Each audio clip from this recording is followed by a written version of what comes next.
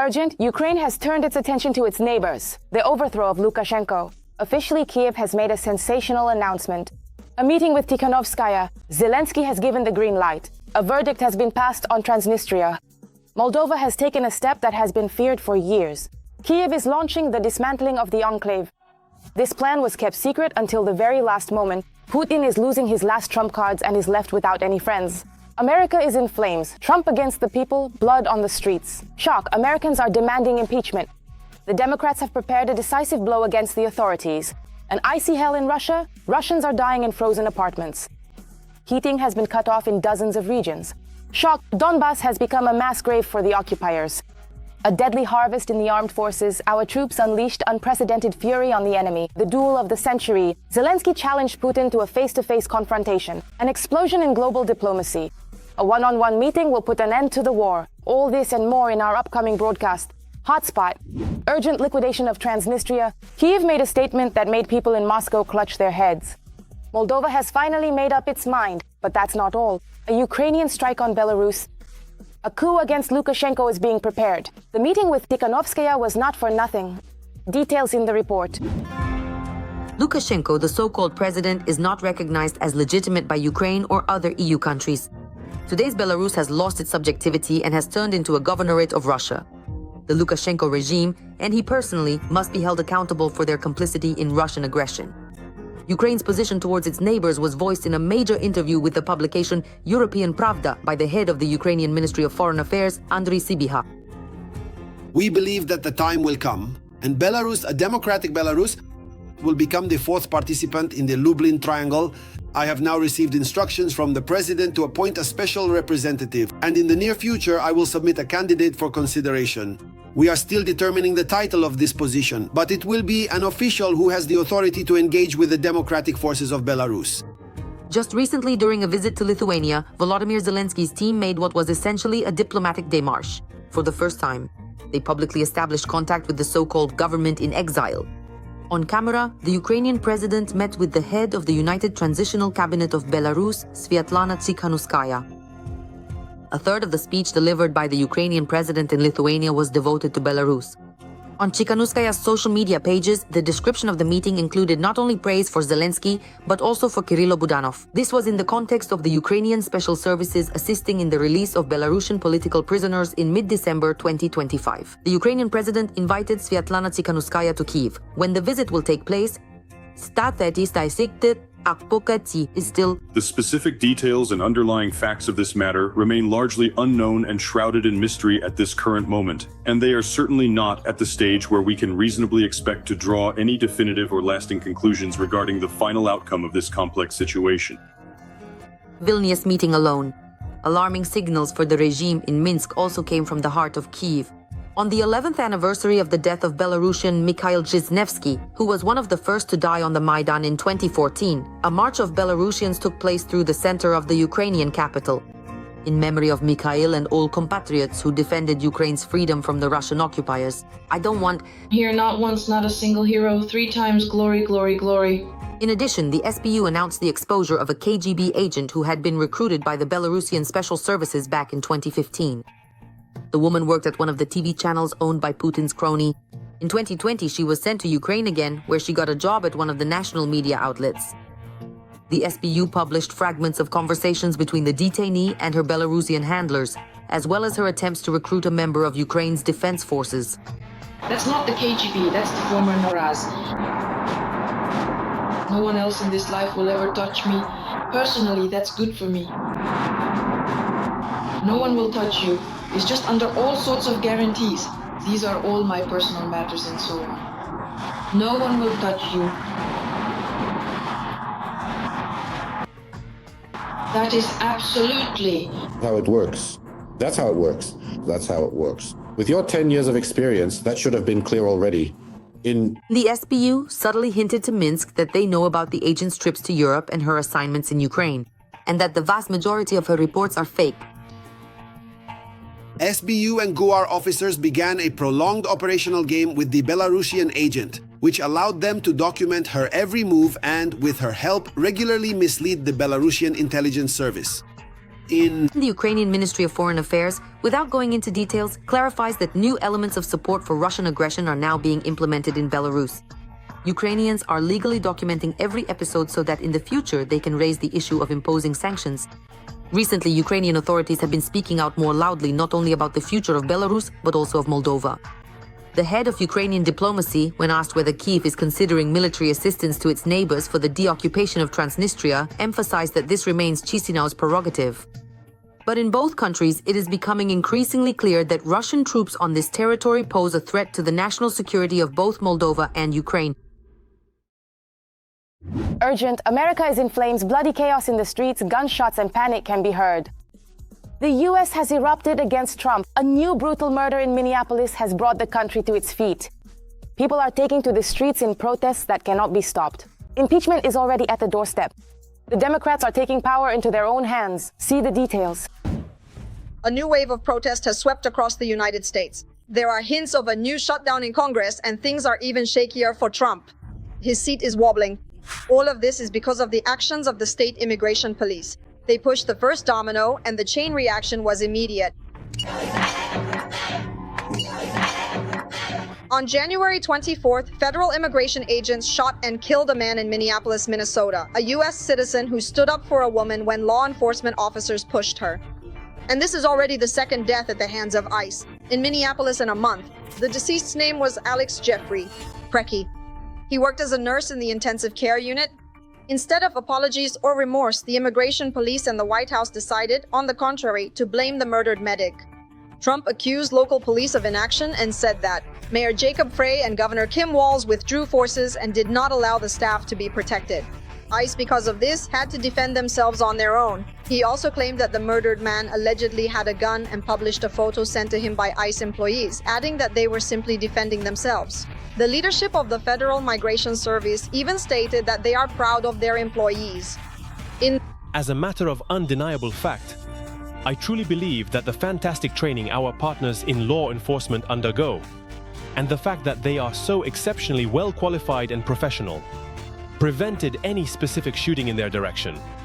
So, our law enforcement performed an absolutely outstanding job by successfully detaining and neutralizing the suspect before he was ever able to do it. But the footage that was taken just moments before the tragedy confirms that the shooting was completely unnecessary. Fretti was holding a phone in his hands. From one angle, you can see an agent pushing a woman. When the camera returns to Fretti, he is hugging her by the shoulders. Then the agent pushes away a second woman. At the same time, the American reaches out his hand and stands between her and the agent. After that, Fretti was sprayed with gas, thrown to the ground, beaten, and then shot. The gun probably really was there. However, it was registered and it was confiscated during the scuffle. And only after one of the agents started to move away from Fretti with a gun in hand, shots were fired. Thank God we have video, because according to the Department of Homeland Security, DHS, these 7 heroic guys took the brunt of a battalion, or something like that. It's nonsense, people, it's nonsense and lies. After the tragedy, a new wave of protests swept through the streets of Minneapolis. Despite the freezing temperatures, people came out to try to drive Trump's agents out of their city. People chanted, "Go home," and "murderers." Federal agents used tear gas and flashbang grenades against the demonstrators.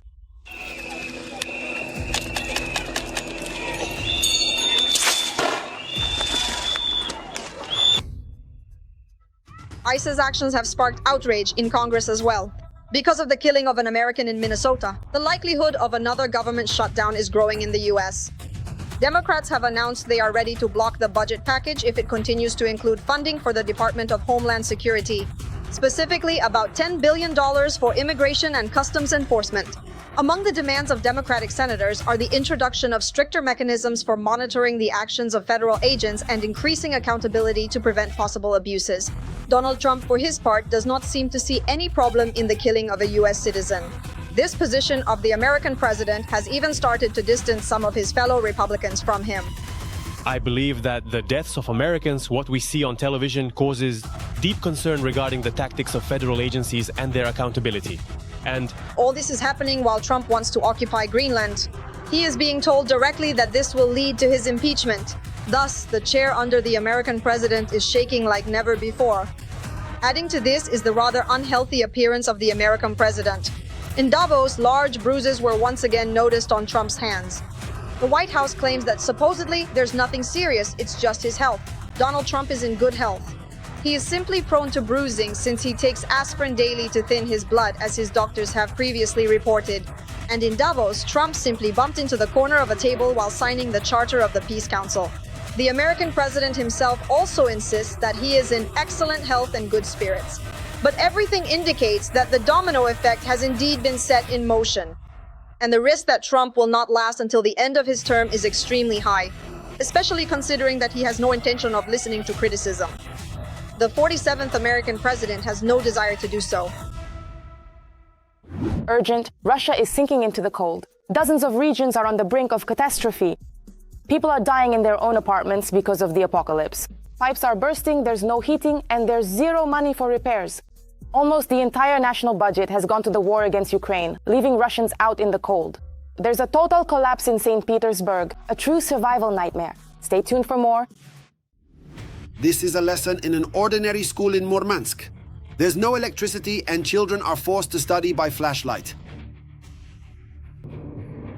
We're learning by candlelight. And this is how local residents have to keep warm and cook food over a fire, since the city has been without electricity for almost a week. The cities of Murmansk and Severomorsk have a combined population of over 300,000 people. They spent a week without electricity or heating. The reason wasn't Ukrainian drones. People were pushed to the brink of survival because 5 power line pylons collapsed 7 kilometers from Murmansk. A major accident occurred because of improper operation. According to the Russian Investigative Committee, the pylons fell due to untimely maintenance. 2 of them had been in operation since 1966. 2 more since 1982, 1 since 1988. This was clarified by the Investigative Committee. At the same time, the service life is only 40 years. After that, a technical inspection is required every 5 years of the pylons. The agency ruled out third-party interference with the infrastructure. The housing and utilities infrastructure was put into operation back in the Soviet era. Wear and tear is at 60, 70, even 80%. In large cities, it's a bit less because money is allocated and invested there. Moscow is a separate region. It receives more funding. And the farther a city is from the center, the less investment it gets specifically in the housing and utilities sector. Even before, only small amounts were allocated to housing and utilities, and now those funds are being cut even further. But this is far from an isolated incident. For example, in December, there were already several accidents on the heating networks in the Altai region. During repairs, more than 500 apartment buildings were left without heating. The main cause of the emergency is the high level of wear and tear on the heating networks. During these days, the air temperature dropped to minus 28 degrees. The pipeline rupture in Rubtsovsk added to the list of major utility accidents that have become more frequent in Russia since the start of winter. On December 25th, 17,000 residents of Serov in the Sverdlovsk region and 85,000 residents of Saratov were left without heat. On December 15th, an accident at the CHP plant led to the shutdown of hot water and heating for more than 400,000 residents. Rostov-on-Don. On December 7th, the same thing happened in Angarsk, Irkutsk region. At that time, 167,000 residents were left without heat. Problems with electricity and heating also occurred in St. Petersburg. In January alone, heating was lost at least 5 times in different districts of the city. In St. Petersburg, electricity went out at night in the Krasnogvardeyski district, and in the Krasnoselsky district, more than 20 buildings were left without heating due to an accident on the worn-out heating network. Some residents also lost hot water while it was below freezing outside. According to official Rostat data, from 2015 to 2021, the level of wear and tear on the electrical grid increased 1.5 times, from 40% to 65%. And by the end of 2024, the average wear across all networks had already reached 72%. Severe wear and tear has led to a huge number of accidents. In the first year of the war in Ukraine, the accident rate in Russia's power distribution network increased by more than 58%. The reason is the lack of money for repairs. The money is being spent on the war. There is a monstrous underinvestment in public utilities. We have a monstrous underinvestment in all energy structures. So periodically, when accidents occur in certain settlements, it suddenly turns out at that moment that there is, for example, a heating plant that hasn't been repaired since Soviet times, or something else, or basically from the year 1990 all the way until the present day, throughout this entire 30-year period, investment in this entire infrastructure, both energy and electrical, has been critically and consistently insufficient for our needs. To prevent such accidents in the public utilities sector, about 10 trillion rubles need to be invested in Russian infrastructure. That is exactly how much the Kremlin spent on financing the war in Ukraine in 2025. This figure comes from a report by Defense Minister Andrei Belousov presented in December of last year. But it's unlikely that the money for the war will be redirected to improving the lives of Russians. After all, for Putin, the war with Ukraine is much more important. Every voice matters. Join our community, support independent journalism and help us bring you the truth from Ukraine. Become a member of Ukraine today. Join us now. L for Putin. The Ukrainian armed forces have launched a deadly harvest. Donbas is becoming a mass grave for thousands of occupiers. Ukrainian defenders have taken their strikes to an unprecedented level of fury. Right now, preparations for the liberation of Donbas are beginning. Ammunition depots and electronic warfare warehouses are exploding with such force that the ground shakes for hundreds of kilometers. Watch all the latest news from the front lines. Not a day goes by without another Russian oil refinery being hit. This time the Tikhanovskaya oil depot in the Voronezh region was hit. A unit of the Ukrainian Defense Forces struck the oil depot, Tikhanovskaya, in the Voronezh region of Russia. The ignition of petroleum products has been confirmed with thick smoke observed. The results are being clarified. In addition, the General Staff reports on measures to reduce the offensive capabilities of the Russian aggressor. Strikes were also carried out on a number of targets in temporarily occupied territories of Ukraine and on Russian territory. See, that's the gap in the sky. It's light at the bottom, dark at the top, and that's the smoke coming from over there. Thus, in the Donetsk region, a concentration of enemy personnel and a command post were hit. Among other things, an enemy ammunition depot was struck in the Nizhny area of the Donetsk region. Duvanki in the temporarily occupied territory of the Luhansk region, a concentration of enemy personnel near the settlement of Huliaipol in the occupied part of the Zaporizhia region, and a battalion command post near Berezove in the occupied part of the Dnipropetrovsk region.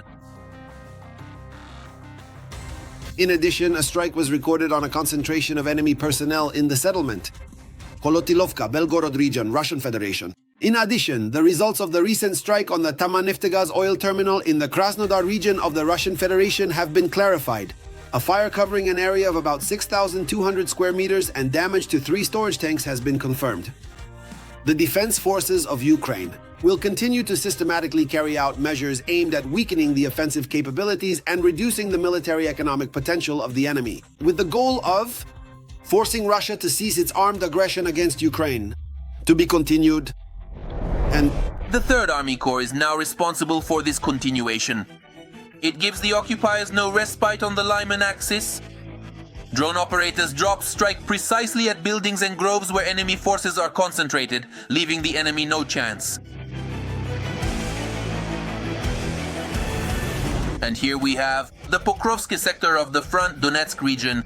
The drone operators of the Dovbush Hornets UAV battalion of the 68th Jaeger Brigade generously share epic footage of the destruction of Russian occupiers and their equipment. The footage shows that the occupiers have no chance against the Ukrainian defenders. None at all. From hunts for enemy personnel to safaris targeting the occupiers' expensive equipment. Just recently, Ukrainian FPV drones destroyed the latest enemy electronic warfare system, Tirada 2. The Russian electronic warfare complex, specifically engineered to disrupt and neutralize satellite communications, has been rendered ineffective and is no longer a threat. In just a matter of minutes, yet another of the Kremlin's expensive toys was turned into a pile of useless scrap metal. The losses of the Russian army in equipment and manpower are simply shocking. 5 airfields, 15 aircraft down, and irretrievable losses exceeding $1 billion. And all of this is the achievement of the security service of Ukraine alone.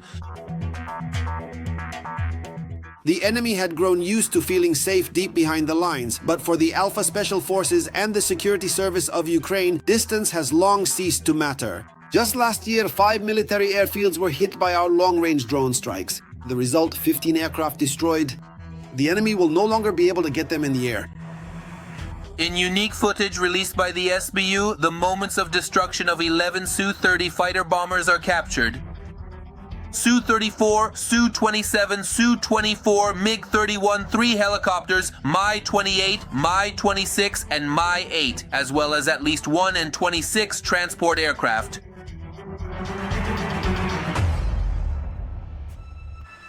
Along with the equipment, ammunition, and fuel depots burned down at Russian airfields. As a result, Alpha SBU inflicted damage on the enemy totaling more than $1 billion.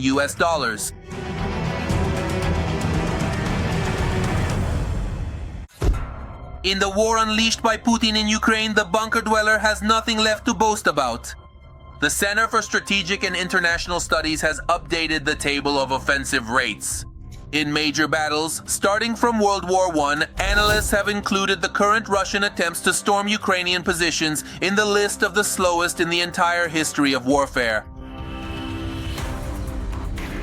The graph clearly shows that after almost 4 years of war, Russia is advancing at a pace that in a historical context appears insignificant and has not led to the achievement of the declared strategic objectives. The analysis included Chasiv Yar and highlighted the battle for Pokrovsk as a separate engagement. As a result, 3 current Russian operations immediately ended up among the historically slowest. In Chasiv Yar, the advance is about 15 meters per day. Over almost 2 years, that's about 10 kilometers. In the Kupiansk area, the pace is roughly 23 meters per day.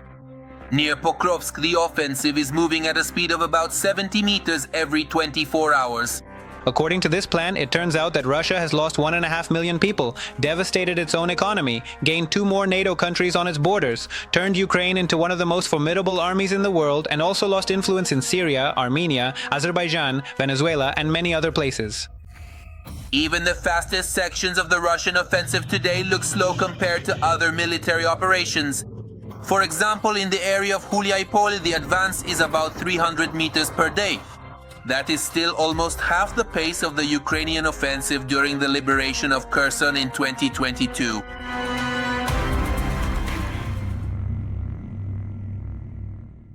Urgently, Zelenskyy has called Putin to a decisive battle at the negotiating table with the territories of the IZS at stake. An explosion in world diplomacy. Ukraine is ready to take the most dangerous and fateful step of the entire war. Sibiha revealed his hand, shocking everyone. Details in the report. Ukraine's foreign minister Sibiga stated that President Zelenskyy is ready for a personal meeting with Putin to resolve issues regarding territory and future control over the ZS. According to experts, such a statement should not be taken literally. So now, when Zelenskyy says he's ready to meet with Putin, he understands that it's just a figure of speech. It's like, I'm ready, but what about you? Zelensky's main message was delivered a day earlier, that we've already made our compromise. Now it's your turn to make compromises, Russians.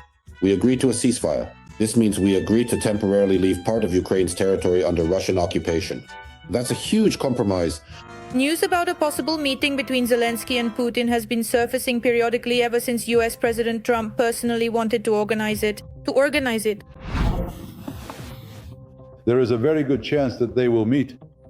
We haven't decided exactly where yet, but we had a very good conversation with President Putin. And now we really have a chance to bring this whole story to an end. This path has been long and remains long, but there is a chance that a meeting will take place very soon. After that, Putin stated directly that there would be no point in the meeting since he does not want to back down from his intentions to occupy Ukraine. After all, not so long ago, the leadership of the Kiev regime, to put it mildly, spoke rather unflatteringly about us and ruled out any possibility of direct contact. Now we see that they are asking for these contacts. In any case, I am offering... I don't see much point. Why? Because it will be practically impossible to reach an agreement with the Ukrainian side on the key issues. But if Trump himself says that Zelenskyy and Putin hate each other, then how can they come to an agreement? Well, fine, they'll arrange a meeting between them. And then what? Will this meeting bring peace? If Putin's position doesn't change, or Zelensky's position, then there won't be any kind of breakthrough. But on the other hand, the Russian dictator is afraid of the reaction from the US president and is literally squirming like a worm on a frying pan, repeating over and over again that he's supposedly ready for anything but only in Moscow, fully understanding that no one is going to travel to Russia. The Ukrainian side is actively seeking this meeting and is formally proposing it. I have clearly stated that I'm ready. Please, you are welcome to come. We will absolutely guarantee the conditions for work and safety. A 100% guarantee. But if we're told we want to meet with you, but you should go over there for the meeting, I think those are simply excessive demands on us. For Putin, it's very important to keep supporting this idea for one simple reason. He wants to say that by engaging in peace talks, he's doing Trump a favor. In reality, I don't need any peace negotiations. I'll take over all of Ukraine sooner or later anyway. But since I respect you, I'm willing to stop if they finally come to their senses at all. As for the Ukrainian president, he has repeatedly stated that he is ready to meet at any time and in any neutral country if it will help end the war. As for the meeting, a meeting is necessary. It's not about wanting it, it's a necessity. We have supported any format, both trilateral and bilateral meetings. I think Russia is doing everything it can to postpone this. So far, we do not see their desire to end the war. And as for meetings, I believe that mature leaders, after a meeting of this level, should come out with some kind of result, preferably the end of the war. Of course, some experts are quite skeptical about the idea of a meeting between Zelenskyy and the Russian dictator. A personal meeting by itself will not achieve anything. Moreover, it could even make the situation worse. Because this mutual rejection, this mutual emotion of hatred, it's not just an emotion of hatred between two leaders, but already between two peoples, two warring nations. That's why I believe that this meeting will not be a decisive turning point. Maybe in 2022 it could have been. It might have helped somehow back then. Now it's unlikely. But some analysts still believe that the possibility of a meeting has emerged, but only if the next round of negotiations is successful and specific points of the peace plan are agreed upon. Shocked, Gerasimov really got himself into trouble. Once again, he came to Putin with a victory on a silver platter. Kupiansk-Uzlovoy is supposedly finally taken. But there's a catch, a disgrace for the Russian general staff and a triumph for Ukraine. There has never been such a split in Russia before. Even your own insiders have attacked the head of the Russian general staff over this. All the details are coming up. This has never happened before. And now, once again, Gerasimov reported to Putin that Kupiansk is almost liberated. On the eastern bank, on the Oskil River, units of the 1st Tank Army continue to destroy the encircled enemy formations. Kupiansk-Uzlovoy has been liberated. The city's neighborhoods are being checked and cleared. Fighting is ongoing in the settlements of Kovsharivka and Glushkovo. And if earlier Gerasimov was painting a picture of victory in Kupiansk, now it's about Kupiansk-Uzlovoy as well. The statement regarding Kupiansk-Uzlovoy is even more absurd than the claim about the right bank Kupiansk on the Oskil River. Because if Russian sabotage groups really did enter right bank Kupiansk, and there really were many of them, they really did establish themselves there, and they really did have zones of control. And more or less, this still corresponded to a certain reality. They were indeed present there. But as for Kupiansk-Uzlovoy, that's complete nonsense, because Russian units along the line of contact are at various distances, north, east, and south of Kupiansk-Uzlovoy. On average, this distance is more than 8.5 kilometers, up to 12 kilometers from the line of contact. In other words, Russian troops haven't even reached the outskirts of Kupiansk-Uzlovoy. As for Kupiansk itself, there really is a clearing operation going on in the city districts right now. But the nuance, as they say, is that this clearing is being carried out against the Russian occupiers. About the fact that Kupiansk is not under the control of Russian forces, neither right bank Kupiansk nor left bank Kupiansk-Uzlovoy. This is stated not only by Ukrainian officials, but also by OSINT analysts, monitoring groups, and Western analysts. Even Russian war correspondents, the so-called Z war correspondents, and the so-called Z community are saying this. But the general staff of the armed forces of the Russian Federation seems to have chosen the strategy. If you're going to disgrace yourself, do it to the end. In short, when it comes to lying about continuous victories, the Russian general staff seems to have outdone even themselves. And again, as for the evidence, even the so-called Z-war correspondents criticized Gerasimov's blatant lies. That Kupiansk-Uzlovoy has been liberated? Well, I don't even know. Why not just write that Kyiv has been liberated? Why stop there? So, in the end, no conclusions have been drawn at all from the disaster of the assault groups getting encircled in Kupiansk.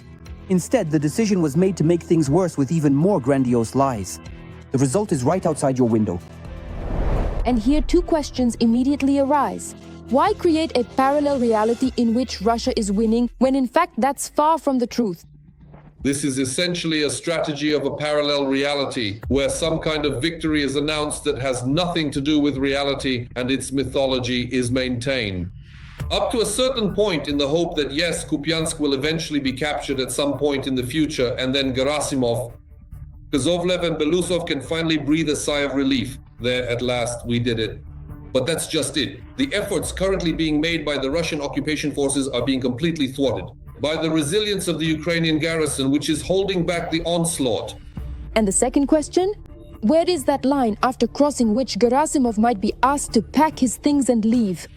Gerasimov is also on the edge.